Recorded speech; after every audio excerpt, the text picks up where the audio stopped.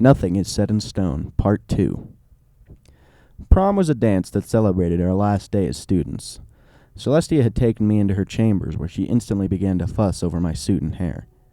I haven't really explained much about our relationship, have I? Well, despite being my guardian, Celestia tended to act more like my mother than anything else. There were a few dark days in my first few months where I would have gotten truly terrible nightmares. So terrible, in fact, that I would wake up screaming and crying uncontrollably. You have to understand that even though I was 14, I was still just a kid lost in a world without anything familiar, let alone my parents. But Celestia would always hear my cries. No matter the time, she would come into my room, get into my bed, and cuddle with me until I fell asleep, with me brushing her hair softly. There was one night, not a year later, when I had woken up screaming for my mother, the horrible picture from that dark dream still staining my vision. Celestia came into my chambers and rushed over to me, pulling me into her embrace and shushing me soothingly.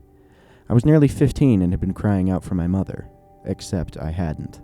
Celestia had realized this too, for when I called out for my mother, the first thing I thought of was Celestia, not of my nameless and faceless mother back on Earth. "Mom," I whispered pitifully. "Shh, it's okay, I'm here," she soothed gently. Needless to say, Celestia and I have a really close bond, and even though she's never really officially adopted me, we both know how we see each other. She's even called me her little colt numerous times, despite me having grown to a good 5'11", as well as being 17. Anyway, Celestia was pretty much making sure I looked decent enough for the prom. I was wearing a black suit, white shirt, black trouser, and some rather shiny shoes. I have no idea where Celestia managed to get the measurements and the materials from, but the princess was actually very sneaky when she wanted to be, and had a habit of sometimes spoiling me. Said princess also liked to ask me the most embarrassing questions sometimes, which I swear she does deliberately. "Okay, are you sure you got everything?" she asked me. "Yeah, I'm positive," I sighed over dramatically, prompting a small smirk from the princess. "What about protection?" she teased mercilessly. "I'm human," I deadpanned. "And if what I've heard is anything to go by, then they could have a disease," she replied dryly. "I'm not interested in one-night stands, Celestia, you know that." Celestia smiled happily at me before proceeding to give me a warm hug. "And I'm glad to hear it," she admitted cheerfully. "I don't really want my little colt bringing home a foal of his own, especially not from some random mare." "Whatever happened, it wouldn't be from some random mare," I muttered to myself. "Just my niece, then?" Celestia quipped amusedly, laughing when I pushed her away and sputtered for some form of speech. "Cadence? I think..." "Calm down, Alexander, I was only teasing," she cut me off humorously. I scowled at my mother figure and proceeded to make sure my bow tie was on properly. After making doubly sure that I looked at least decent, I made my way towards the door but was stopped by Celestia's hoof. I looked at her and cocked an eyebrow confusedly at her stern yet concerned expression. "Are you sure you're okay? You've been acting a little strange recently," she asked worriedly. I suppose at the time I had, because after discovering Cadence's possible feelings for me, I had pretty much realized something terribly depressing. I could never allow myself to return them. You see, I knew what was going to eventually happen in Cadence's future. She would at some point start a relationship with Shining Armor, he would eventually propose, and they would get married after sorting out the changelings. But if I returned Cadence's feelings, then none of that would ever happen, and I would completely mess up the timeline and destroy a happiness that had every right to come true. They were good friends already. All it would take was a push in the right direction, and I could probably hook them up with each other. I could probably even do it at the prom. So why wouldn't I? Because, to my absolute disbelief, I truly felt something for her. Maybe even love. She had been there for me right at the start. She became my friend and showed me the fun side to Canterlot. She pleaded for Celestia to pull some strings and enroll me at the same school she went to, all because she really wanted to hang out with me. We've had our disagreements, make no mistake there, but we always apologized and made up, usually with a big tub of ice cream between the two of us and a brand new copy of Daring Do. Shining Armor and I tended to hang out at the arcade and challenge other ponies to whatever game they had working, and if we weren't doing that, then we would be hoof wrestling or shooting the breeze about the hottest mares in school, which was something that took a year or so for me to get used to. All in all, we were best buddies and had no secrets. And I had no right to strip him from a future I knew he had coming. It certainly wasn't a secret that he liked Cadence, and despite him patting me on the back at the knowledge of Cadence possibly liking me instead of him, I knew he still liked her, And the fact was, he wasn't jealous about it, only served to increase my guilt. He truly was, and still is, a really decent guy. "It's nothing, Celestia, I'm fine," I lied convincingly. The princess just stared at me with a scrutinizing gaze, as if she was trying to figure out whether or not I was telling the truth. She thankfully moved her hoof out of the way a few moments later, which was good seeing as I was almost starting to sweat. "You know you can tell me anything, right?" she asked softly.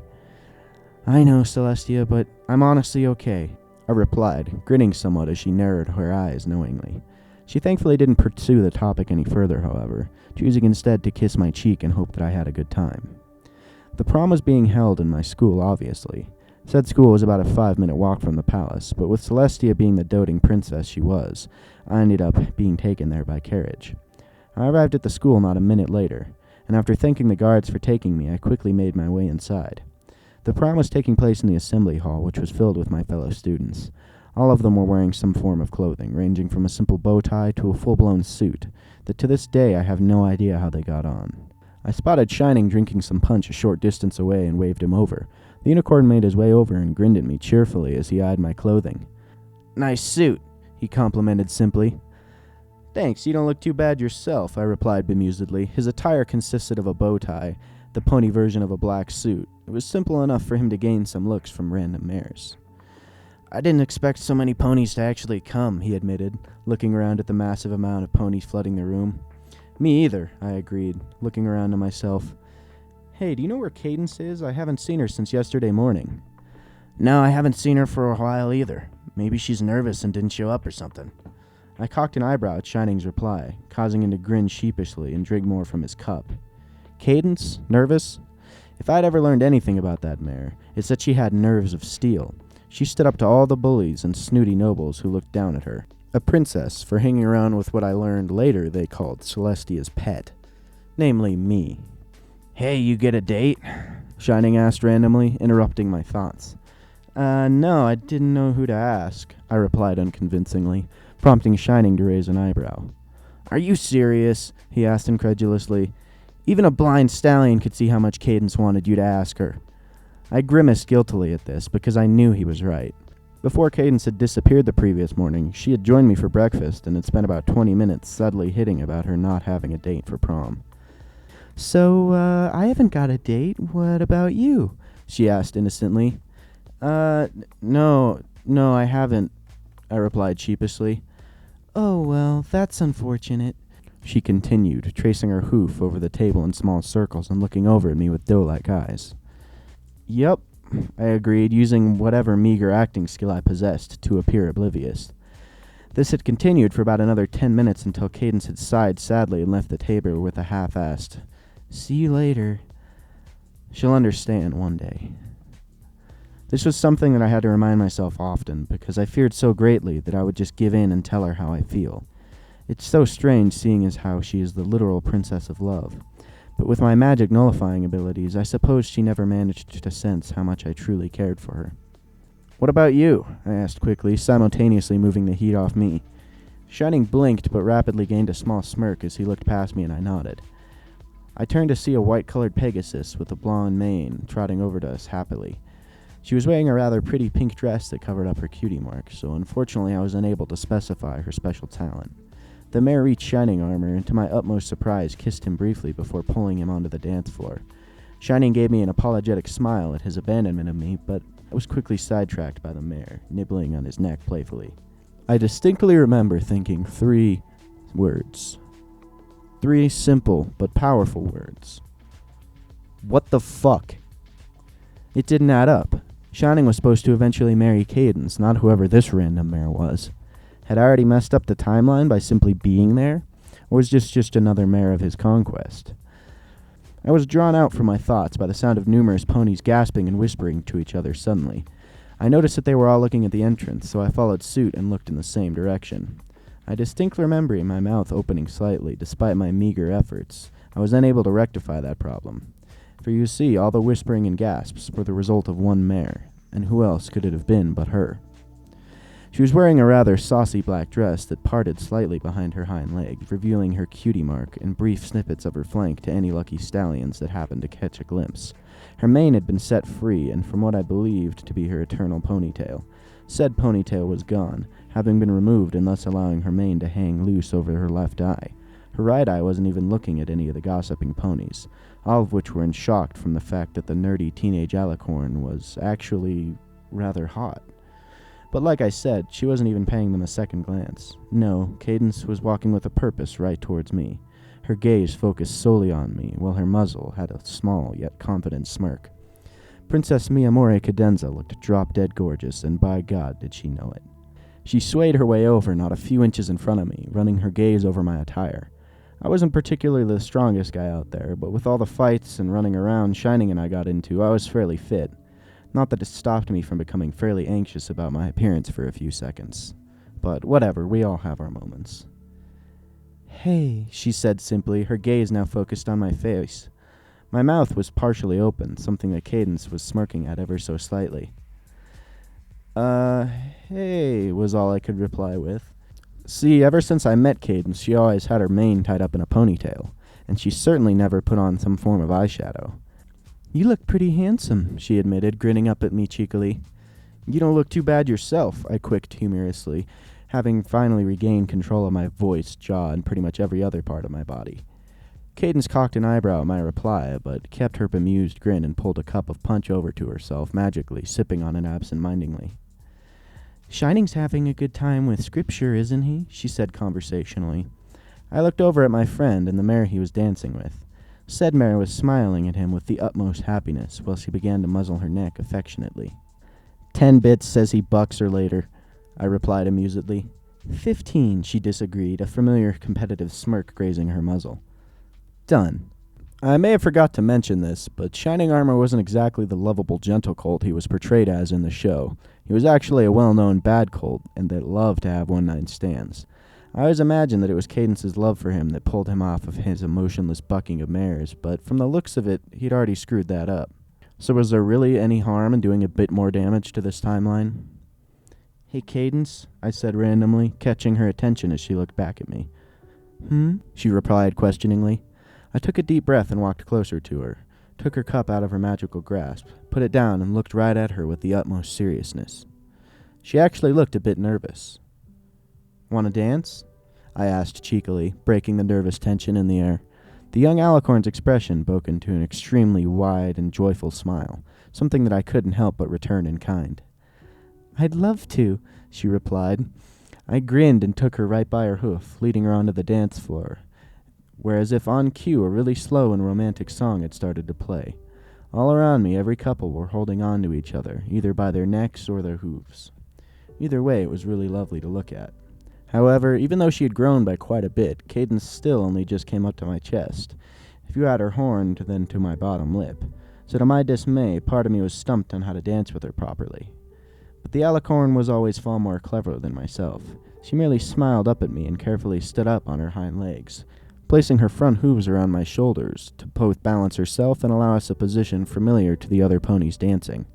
I was slightly unsure to where to place my hands, but I settled for the middle of her back and just a touch right above her cutie mark. Cadence blushed at this a little bit, but hummed happily nonetheless. And so we started to dance, something that I had no idea how to do and yet somehow managed to pull off. I suppose having my feet and her having hooves helped a lot there. "This is really nice," Cadence muttered happily, gazing at me with ease now that she was more or less my height. Her magenta eyes seemed to shine with joyful pleasure, as if this is what she had wanted for so long. "It's perfect," I admitted quietly. Cadence's ears folded back as I said this, her blush deepening as she sighed contentedly and placed her head on my chest. To my surprise, the song being played was instantly followed by another slow and romantic one. It was almost as though some pony didn't want us to stop dancing, but I wasn't complaining. I just held the alicorn tightly, something that she responded to in kind as her hooves gripped my neck just a little more. "Alexander?" I blinked at her voice and looked down at her as she pulled her head back from my chest, gazing up at me with so much emotion in her eyes. I'd only seen this before, but in brief snippets, and never this powerful. And as if on cue, as the song came to a slow end and the other ponies around me gazed into each other's eyes, their muzzles nearing the other.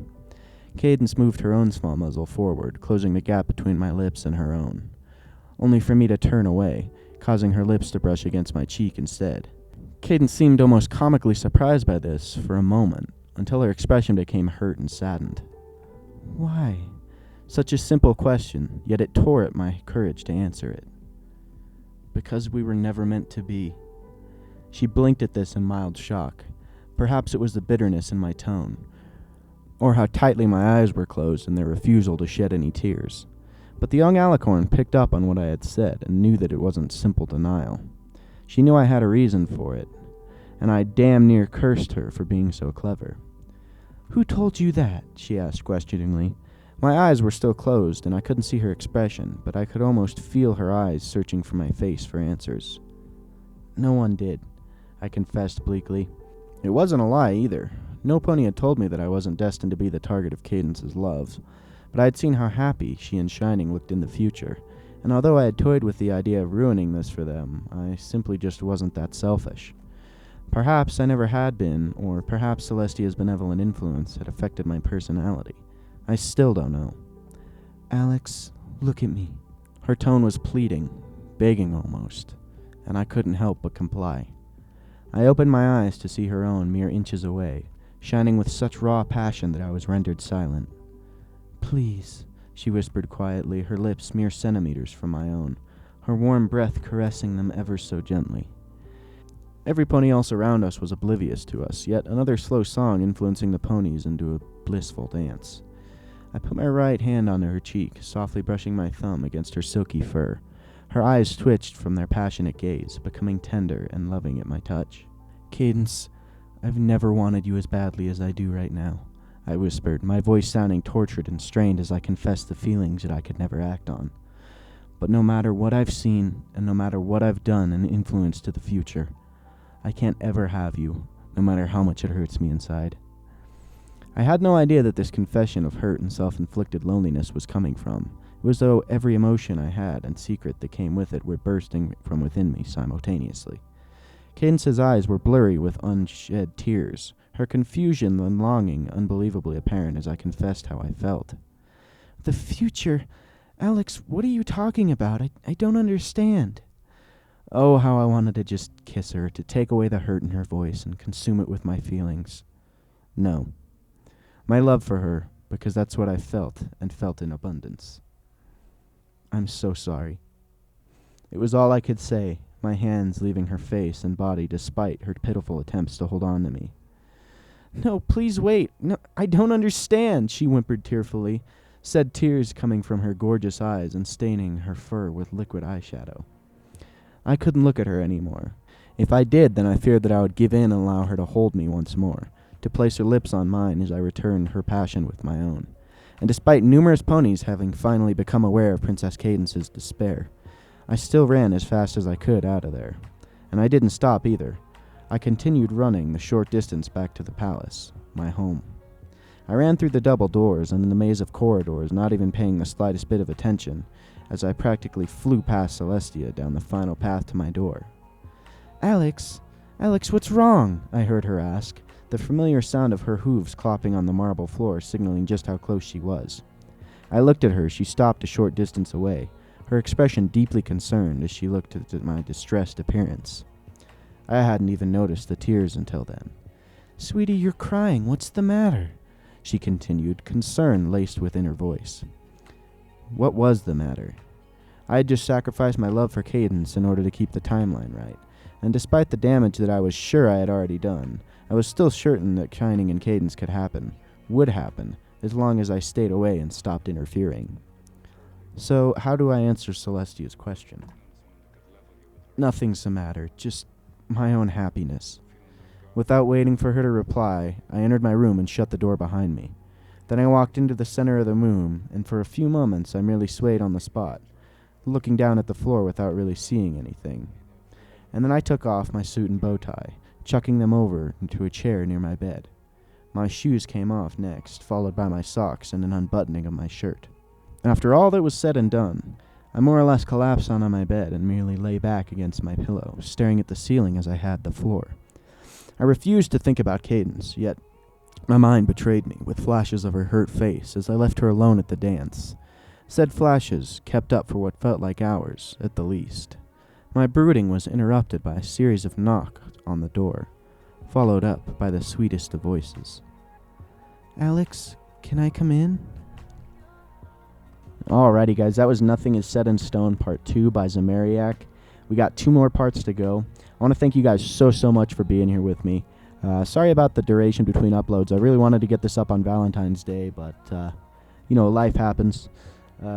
Anyways, guys, thank you so much for being here with me. I really appreciate all the support. Almost reached 250 subscribers. It's awesome. Thank you guys so much. Take it easy, every pony. I'll see you on the next one.